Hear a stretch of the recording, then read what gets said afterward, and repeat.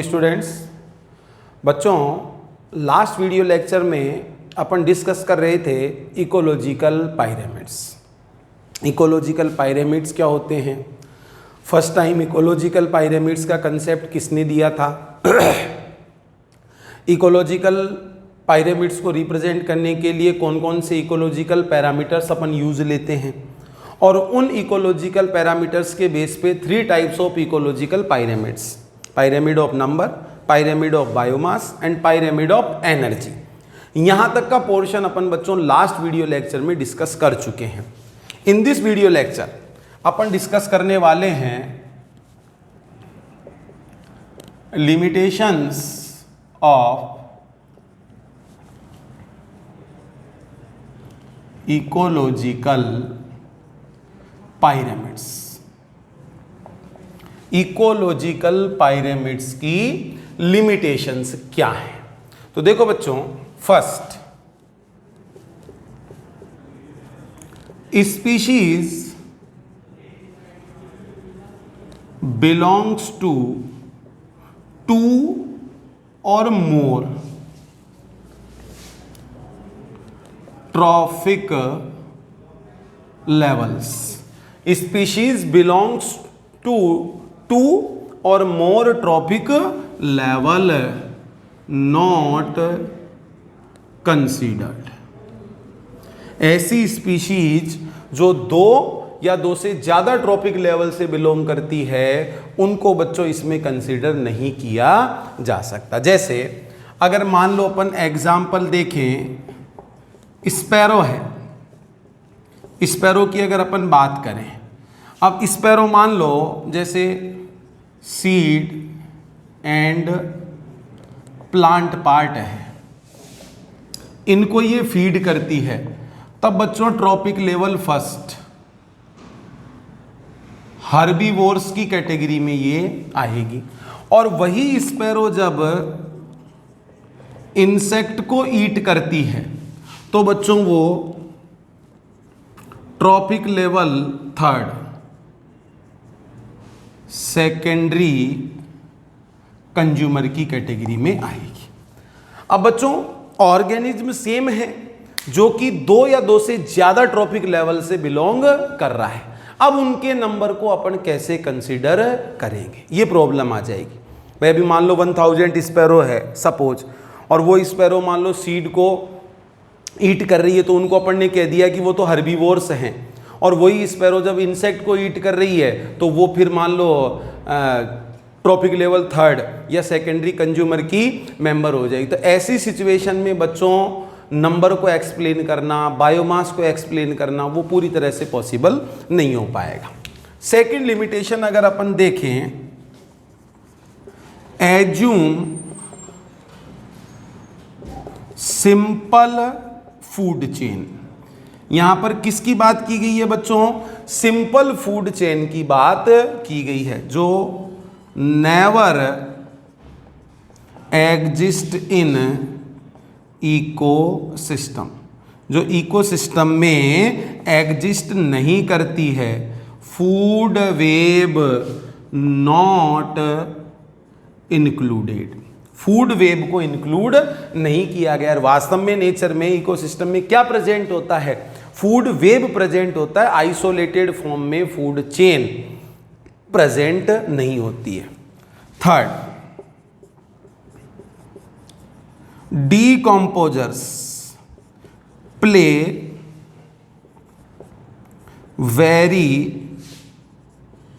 important role in ecosystem। जो decomposers होते हैं वो इकोसिस्टम में इंपॉर्टेंट रोल प्ले करते हैं, but not included in ecological pyramids. लेकिन ये इकोलॉजिकल पायरेमिड्स में इंक्लूड नहीं किए गए। तो बच्चों ये कुछ लिमिटेशंस हो जाएंगी इकोलॉजिकल पिरामिड्स की, जिन चीज़ों को इकोलॉजिकल पिरामिड एक्सप्लेन नहीं कर पा रहा है। क्लियर? तो इस तरीके से आपका जो इकोलॉजिकल पिरामिड वाला टॉपिक था वो बच्चों कंप्लीट होता है।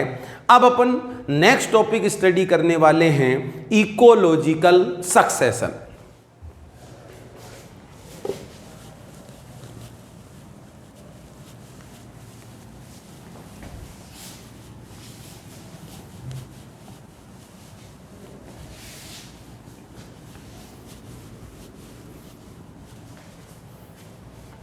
देखो बच्चों,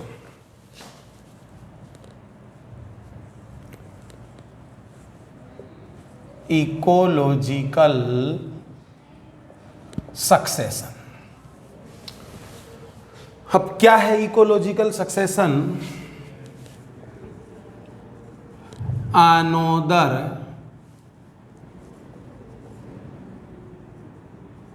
aspect of community response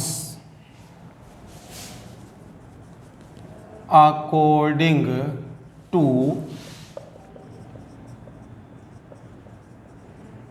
environment over the time। बच्चों, इकोलॉजिकल सक्सेशन एक अनोदर एस्पेक्ट है किसका? कम्युनिटी रेस्पॉन्स का। किसका बच्चों? कम्युनिटी रेस्पॉन्स का according to environment over the time. भाई अपन जानते हैं कि बच्चों जो एनवायरमेंटल कंडीशंस होती है वो ऑलवेज स्टेबल नहीं होती है, ठीक है। एनवायरमेंटल कंडीशंस जो होती है वो चेंजेबल होती है और according to changes of environmental condition composition and structure of community also change. Environmental change के अकॉर्डिंग कम्युनिटी की कंपोजिशन और स्ट्रक्चर में भी क्या आता है बच्चों? चेंज आता है, जो कि ग्रेजुअल होता है, ठीक है। एनवायरमेंटल चेंजेस के पैरेलल चलता है। जैसे जैसे फिजिकल एनवायरनमेंट में चेंजेस आएंगे वैसे वैसे ही कम्युनिटी की कंपोजिशन और स्ट्रक्चर में भी चेंजेस आते हैं, है ना। तो उन चेंजेस को अपन कहेंगे बच्चों इकोलॉजिकल सक्सेशन।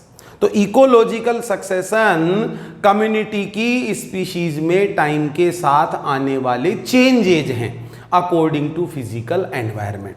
तो इकोलॉजिकल सक्सेशन को अपन डिटेल से स्टडी करें उससे पहले बच्चों डिटेल से अपने को नॉलेज होनी चाहिए कम्युनिटी के बारे में, क्योंकि ड्यूरिंग सक्सेशन जो चेंजेज आएंगे वो किस में आएंगे बच्चों? कम्युनिटी में आएंगे।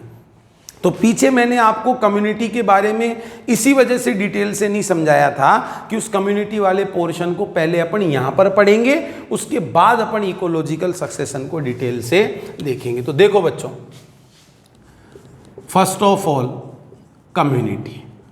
अब बच्चों अपने को ये सीखना है what is community, definition of community क्या है। तो देखो बच्चों, group of organisms of closely related species found in a particular region. देखो बच्चों, कम्युनिटी क्या है? Group of organisms of closely related species found in a particular reason.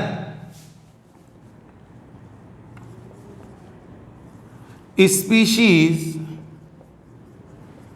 Interacting and interdependent to each other. तो बच्चों community को अपन closely related species का group मान सकते हैं और वो जो स्पीशीज होती है वो एक दूसरे से इंटरेक्टिंग और इंटरडिपेंडेंट होती है। अब नेचर में भी अपन जानते हैं,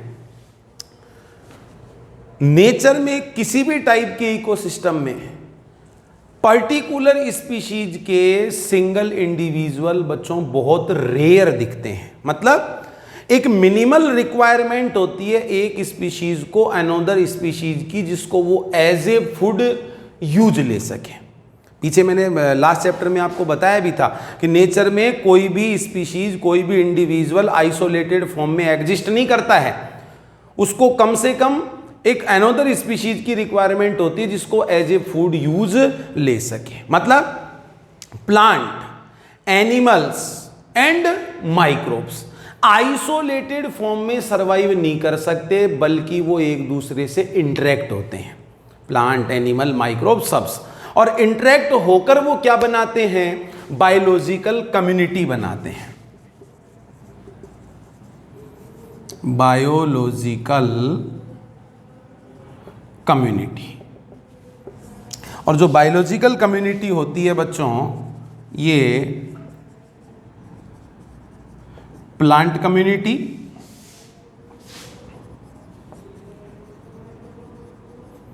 एनिमल कम्युनिटी और माइक्रोबियल कम्युनिटी। ठीक है, ये सब मिलकर किसी पर्टिकुलर रीजन की या जोन की क्या बनाती है बच्चों? बायोलॉजिकल कम्युनिटी बनाती है। क्लियर? अब अपन देखते हैं फीचर्स ऑफ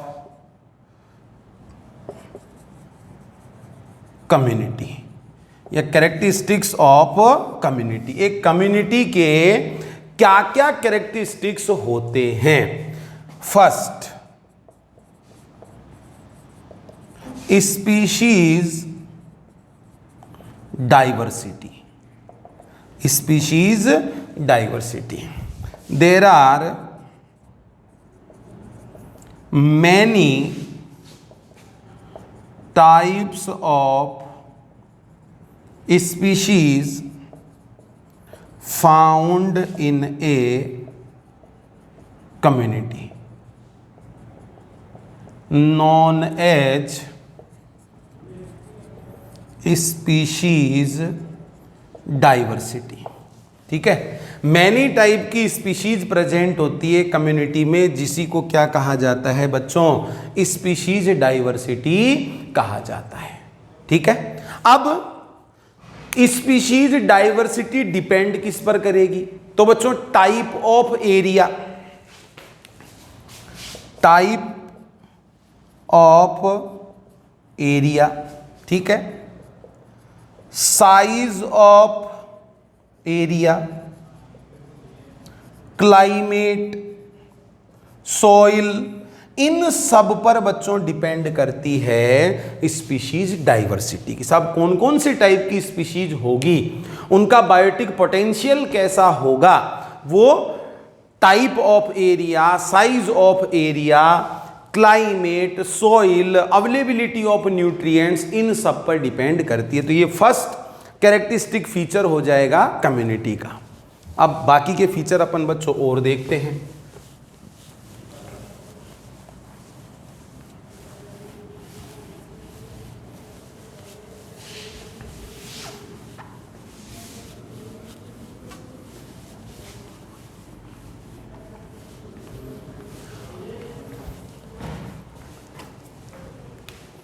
देखो बच्चों, second, dominance. Dominance, a particular species in community having maximum number of individuals.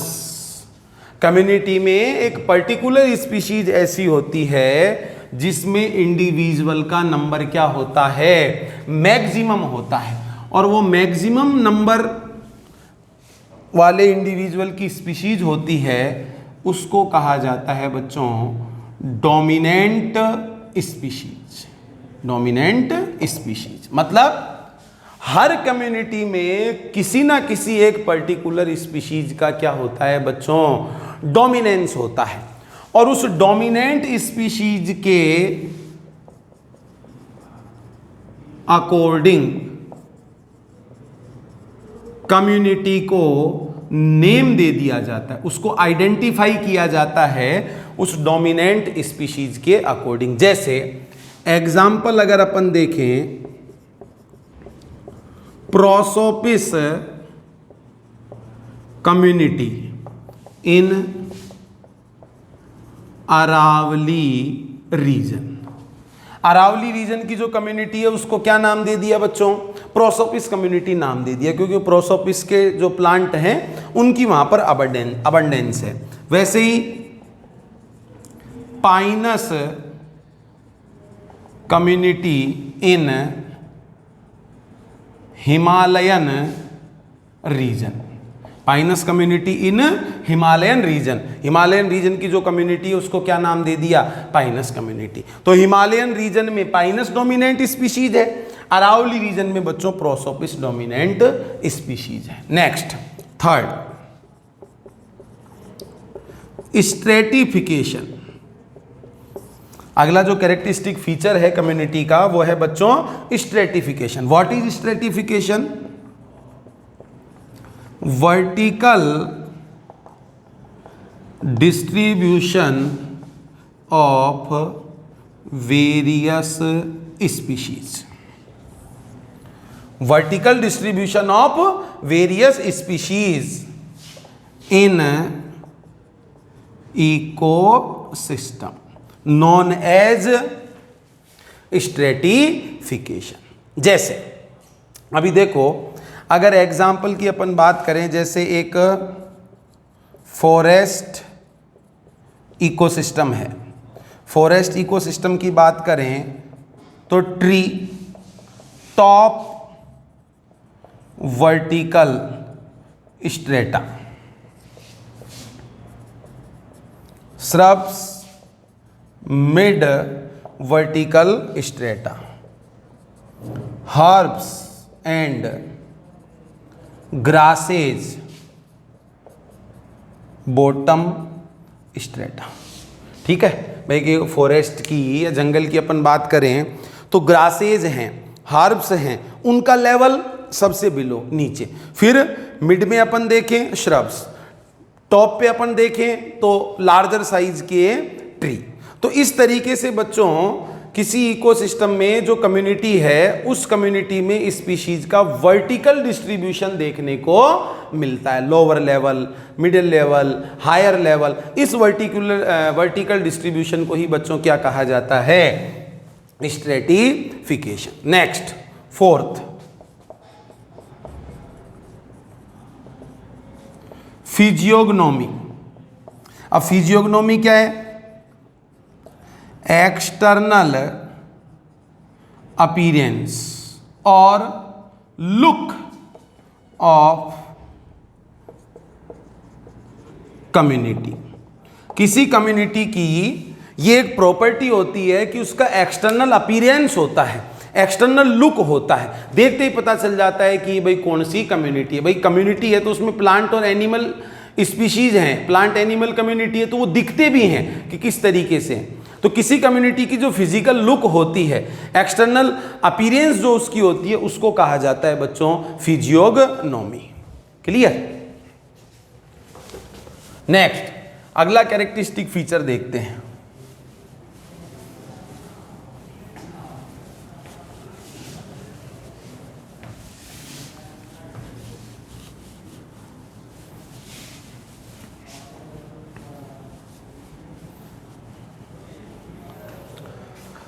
देखो बच्चों, फिफ्थ,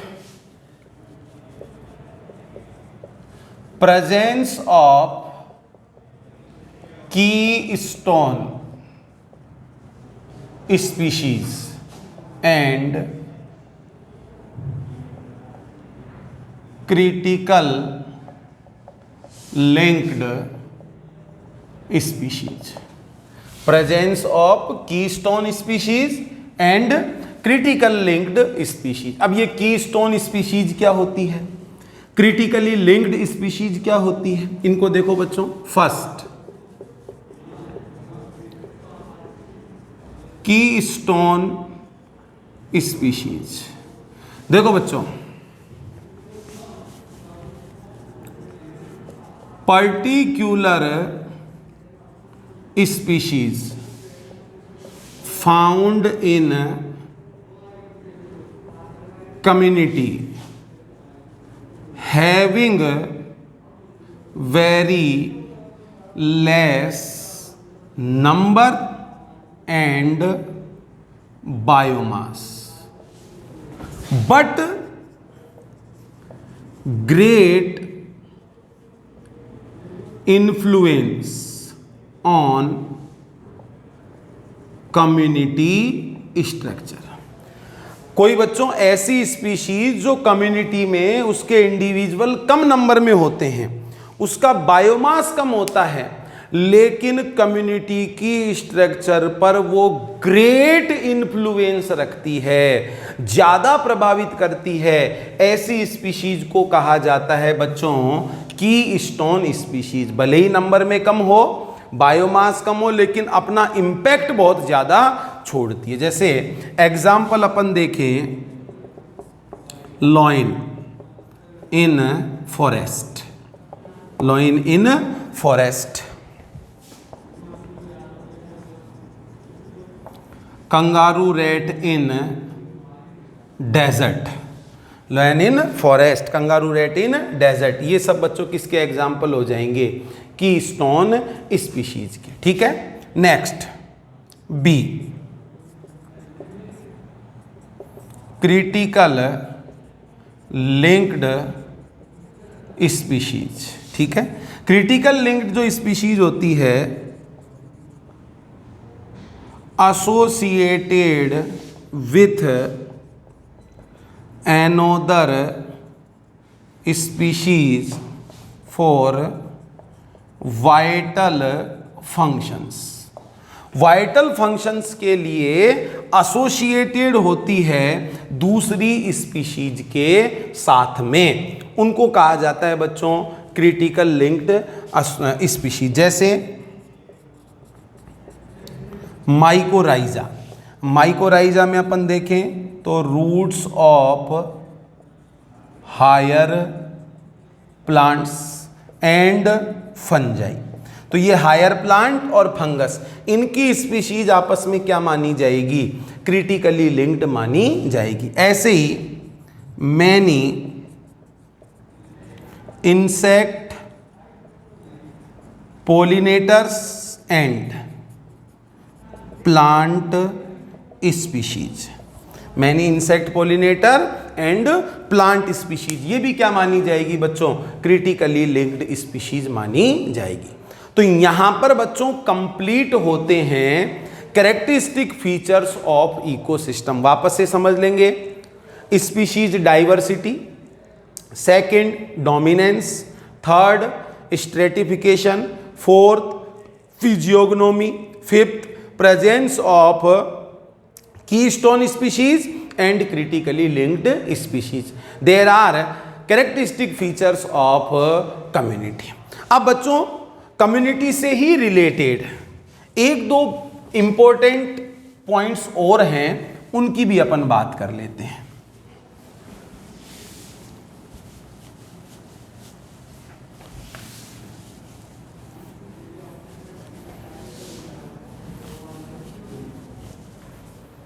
देखो बच्चों,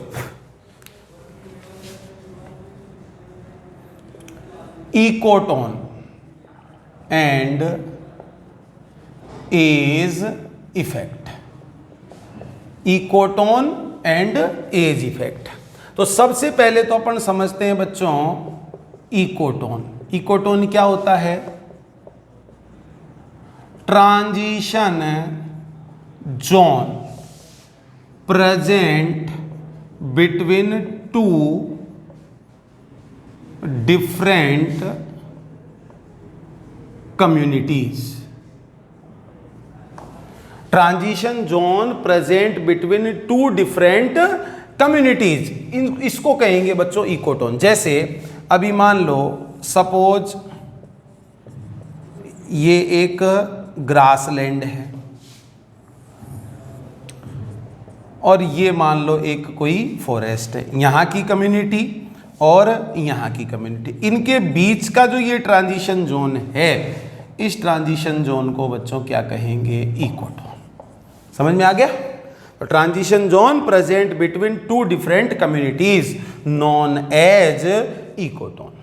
अब देखो बच्चों, ये जो इकोटोन होता है इसमें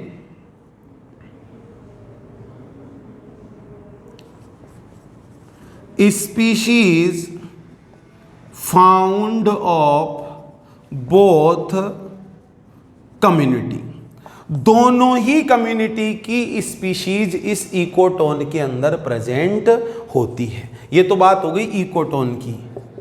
next, edge effect. Species richness,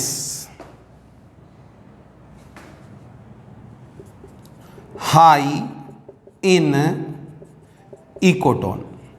बच्चों जो स्पीशीज रिचनेस होती है वो इकोटोन में ज़्यादा होती है। भाई दोनों कम्युनिटी की स्पीशीज मिलती है और साथ साथ बच्चों अगर कंपेयर करें तो स्पीशीज रिचनेस जो होती है, डाइवर्सिटी जो होती है, वो दोनों के कंपेयर में इकोटोन में क्या देखने को मिलती है? ज़्यादा देखने को मिलती है। इसी को कहा जाता है एज इफेक्ट। एज मतलब किनारा।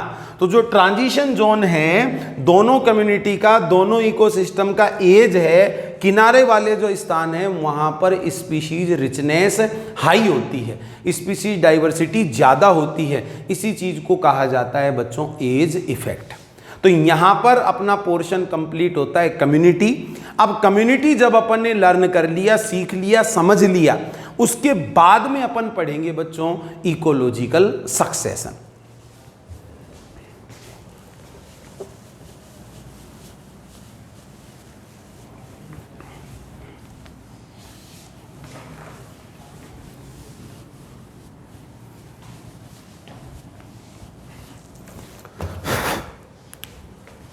देखो बच्चों, इकोलॉजिकल सक्सेशन और बायोटिक सक्सेशन। इकोलॉजिकल सक्सेशन और बायोटिक सक्सेशन क्या है बच्चों? ये another aspect of community according to environment over the time के एक पर्टिकुलर टाइम में एनवायरमेंट के अकॉर्डिंग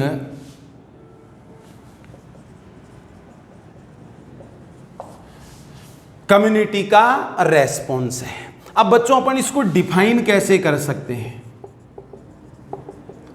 डेफिनेशन इकोलॉजिकल सक्सेशन की, तो इसमें ध्यान देंगे बच्चों, these are gradual, fairly and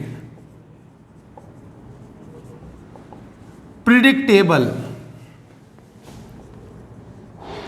changes in community composition and structure।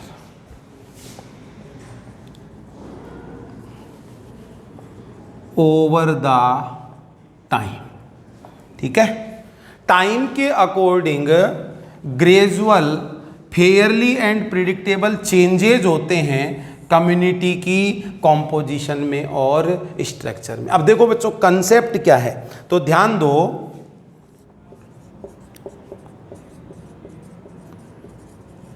Environmental conditions always not uniform. जो एनवायरमेंटल कंडीशंस जो होती है वो ऑलवेज यूनिफॉर्म नहीं होती है, बट चेंजेबल। क्या होती है बच्चों? चेंजेबल होती है। और इन चेंजेबल एनवायरमेंटल कंडीशंस के अकॉर्डिंग, चेंजेबल एनवायरमेंटल कंडीशंस के अकॉर्डिंग कम्युनिटी में भी क्या आते हैं? चेंजेज आते हैं। और ये कम्युनिटी में जो चेंजेज होते हैं ये बच्चों ग्रेजुअल होते हैं and parallel to physical environment. ये जो कम्युनिटी में चेंजेज होते हैं ये ग्रेजुअल और फिजिकल एनवायरनमेंट के पैरेलल होते हैं। अब बच्चों मैं एक एग्जांपल से आपको मान लो समझाता हूं। नेचर में, इकोसिस्टम में जो फिजिकल एनवायरनमेंट की कंडीशंस है, सिचुएशन है, वो यूनिफॉर्म नहीं रहेगी, वो चेंजेज होती रहती है। और उन चेंजेबल कंडीशन के अकॉर्डिंग कम्युनिटी में चेंजेज आता है।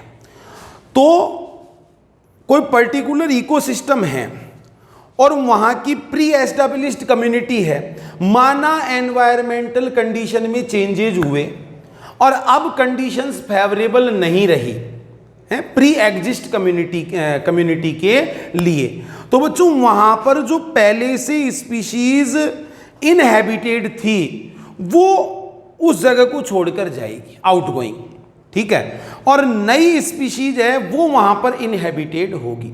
तो पुरानी स्पीशीज को वो जगह छोड़कर जानी पड़ेगी या उनकी डेथ हो जाएगी, क्योंकि कंडीशंस अब पहले जैसी नहीं रही। और जो फिजिकल एनवायरमेंटल कंडीशन चेंजेज हुई है उनके अकॉर्डिंग न्यू स्पीशीज वहां पर इनहैबिटेड होगी। तो ओल्डर स्पीशीज का मूवमेंट और न्यू स्पीशीज की इनकमिंग, ये बच्चों कब तक चलती रहेगी? जब तक स्टेबल कम्युनिटी डेवलप नहीं हो जाती है।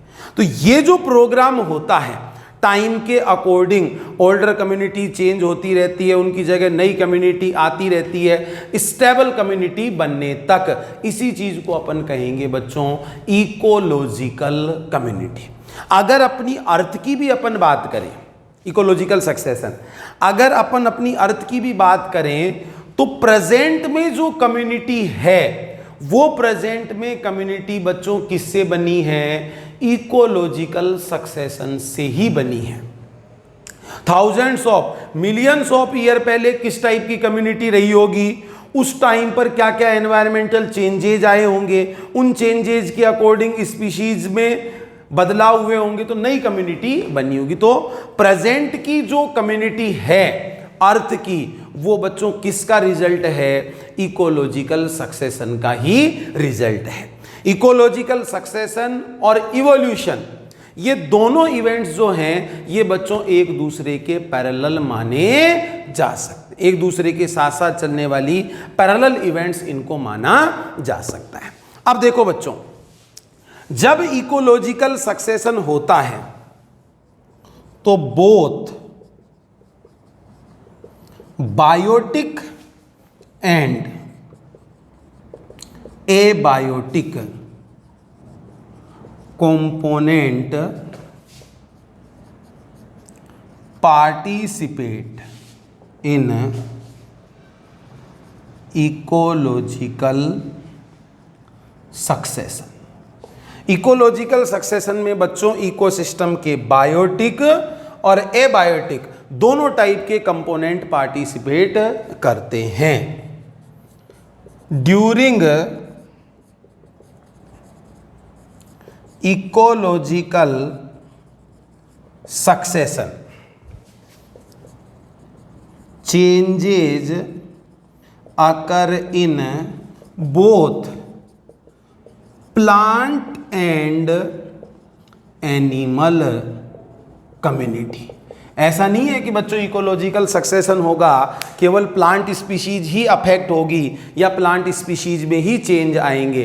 प्लांट कम्युनिटी और एनिमल कम्युनिटी दोनों में ही चेंजेज आते हैं। हालांकि ये जरूर अपन कह सकते हैं प्राइमरली वो चेंजेज प्लांट कम्युनिटी पर होते हैं, लेकिन जिस टाइप का वेजिटेशन होगा या जिस टाइप का फ्लोरा होगा उस वेजिटेशन के अकॉर्डिंग, फ्लोरा के अकॉर्डिंग ही वहां का फ्योना होगा, या जिस टाइप के प्लांट होंगे उसी टाइप के एनिमल्स वहां पर प्रेजेंट होंगे, और प्लांट एनिमल जैसी ही या उनके अकॉर्डिंग ही माइक्रोबियल कम्युनिटी वहां पर प्रेजेंट होती है।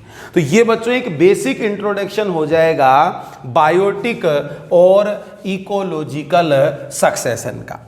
अब बच्चों इकोलॉजिकल सक्सेशन कौन कौन से टाइप का होता है, अपनी बुक में कौन कौन से टाइप के एग्जाम्पल दिए हुए हैं, वो सब चीज अपन पढ़ें। उससे पहले बच्चों कुछ इंपॉर्टेंट टर्मिनोलॉजी है रिलेटेड टू इकोलॉजिकल सक्सेशन, वो टर्मिनोलॉजी अपन देखते हैं। Some important terms related to ecological succession. Some important terms related to ecological succession. First, pioneer community. Pioneer community, ठीक है। अब देखो बच्चों ये पायोनियर कम्युनिटी क्या होती है। फर्स्ट एस्टाब्लिश्ड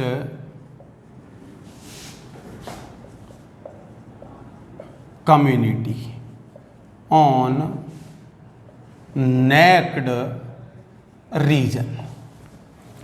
कोई ऐसा रीजन, कोई ऐसा प्लेस जहां पर पहले से कोई कम्युनिटी प्रेजेंट नहीं थी, प्लांट एनिमल ऐसे मान लो कुछ भी नहीं थे, पहली बार जो वहां पर इवॉल्व होंगे, पहली बार जो वहां पर एस्टैब्लिश होंगे, उसी को क्या कहा जाएगा बच्चों, पायोनियर कम्युनिटी कहा जाएगा। जैसे अगर अपन बात करें नेक्ड रॉक्स हैं, नेक्ड रॉक्स हैं और इन पर इकोलॉजिकल सक्सेशन स्टार्ट हुआ है, तो बच्चों लाइकेन्स, लाइकेन्स को क्या माना जाएगा, पायोनियर कम्युनिटी। ऐसे ही अगर अपन बात करो, मान लो न्यूली फॉर्म्ड पॉन्ड है, कोई एकदम नया बना हुआ पॉन्ड है या कोई वाटर बॉडी है, तो इसमें बच्चों फाइटो प्लैंक्टन, ये जो फाइटोप्लैंक्टन हैं इनको क्या माना जाएगा, pioneer community. Second, climax community, most stable community,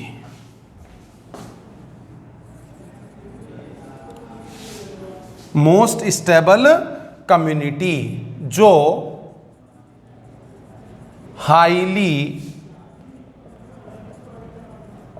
resistant to environmental conditions, highly resistant to environmental condition and most stable, जो सबसे ज्यादा स्टेबल हो, हाईली अडेप्टेड हो और एनवायरमेंटल कंडीशंस के अकॉर्डिंग हाईली रेजिस्टेंट हो, उसको कहा जाएगा बच्चों क्लाइमैक्स कम्युनिटी। अभी जैसे मान लो अपने से कहा जाए कि यार थाउजेंड्स ऑफ ईयर पहले हैं किसी जगह पर कोई तालाब था, पोंड था, और सपोज वहां पर आज एक फॉरेस्ट जनरेट हो गया, डेवलप हो गया, तो उस न्यूली फॉर्म्ड पोंड में जो पायोनियर कम्युनिटी वो तो क्या थे, फाइटोप्लैंक्टन, और आज उस फॉरेस्ट की अगर अपन बात करते हो तो उस फॉरेस्ट में पाए जाने वाले जो ट्री हैं, श्रब हैं, उन पर डिपेंडेंट जो एनिमल हैं, वो बच्चों सबसे ज्यादा स्टेबल हैं, उनको क्या कहा जाएगा, क्लाइमैक्स कम्युनिटी। और next third, sural community, community present between pioneer and climax community. Pioneer and climax community के बीच में जितनी भी कम्युनिटी प्रेजेंट होती है वो सब क्या कहलाएगी बच्चों, सीरल कम्युनिटी। पॉन्ड था, पॉन्ड में फाइटोप्लैंक्टन। आज फॉरेस्ट में बात करें तो लार्ज साइज के ट्री। अब ऐसा तो है नहीं कि फाइटोप्लैंक्टन से सीधे ही लार्जर साइज के ट्री बन गए, बीच में भी कम्युनिटी चेंजेज हुई होगी। उन सबको इंक्लूड करेंगे बच्चों किसमें, सीरल कम्युनिटी। तो इकोलॉजिकल सक्सेशन को आप एक्सप्लेन करो, उसको समझो, उससे पहले बच्चों ये कुछ टर्म्स हैं, डेफिनेशन हैं, ये आपको आनी चाहिए। क्लियर। अब इकोलॉजिकल सक्सेशन के टाइप हैं, कौन से प्लेस से वो स्टार्ट हो रहा है उसके अकॉर्डिंग हाइड्रोसीयर, लिथोसीयर, जो भी अपने बुक में दिए गए हैं एनसीईआरटी में, वो सब बच्चों अपन नेक्स्ट वीडियो लेक्चर में डिस्कस करने वाले हैं। Thank you.